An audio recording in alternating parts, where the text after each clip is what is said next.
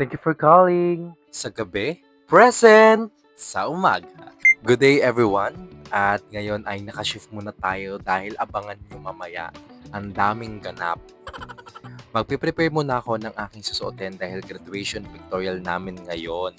At tong steamer pala ay 2 years ko nang gamit at hindi ko pa rin nasisira. At to cart na sa basket ko bilis. Hindi ako handa, kaya get ready with me. Ito nga pala ang aking outfit. Galing din itong polo ko sa TikTok at ang ganda ng design talaga. At susuotin ko din ang aking necktie dahil kailangan ko ito. At ito rin ang aking tuxedo na bigay ng aking dating kaibigan. Thank you, be! Mag-makeup muna ako dito. Ayan, silagay ng concealer para takpan ang mga pimples ko. At itong Lux ang aking ginagamit na loose powder at sobrang lakas mga clear skin dahil nag-fade ang chismis sa mukha. I use Vaseline for my lip balm at pabango na binili ko sa TikTok kaya go to my basket and check out. At pinanasan ko muna itong aking salamin at ang pinakamurang magandang AirPods ang aking patuloy na gagamitin. Tara na at pumunta ng school at late na nga ako kaya nasa second batch tuloy ako.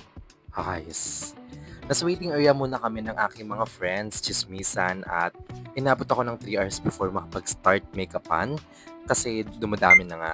Pero early pa rin ako. At nagpatulong ako mamili ng bagay sa akin na barong. May 3 kaming susuotin at ito nga pala ang aking behind the scene.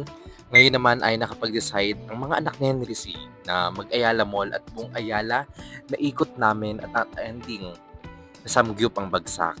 Pero surfer, worth it dito. In fairness, hindi ako nagtakaw.